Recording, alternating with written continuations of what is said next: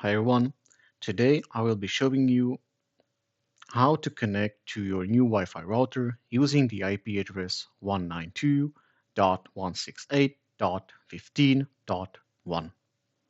The first step is you need to check if you're connected to the proper router. You can check it here on the right under the Wi-Fi settings.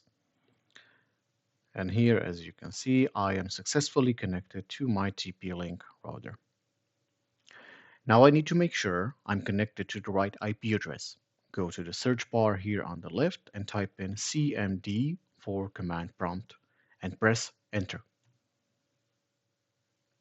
Now type in ipconfig and press enter. Here under the default gateway, you can see your current router's IP address. So you can just copy it by Control C, and you can now open any type of web browser. In my case, it's Microsoft Edge. And here, just paste the IP address into the address bar and press enter. Now you can see I have entered the login page of the router, and for the username, I can just type in admin, and the same for the password, admin. And just click on login.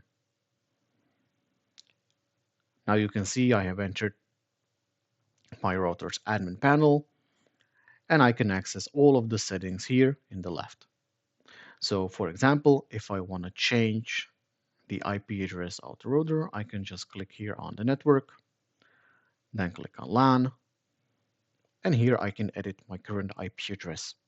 So once you make the changes, you can just click on save, and then you can log out from the admin panel.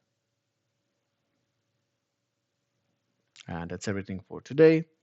I hope this manual was helpful, and I wish you all the best. Please do not forget to subscribe.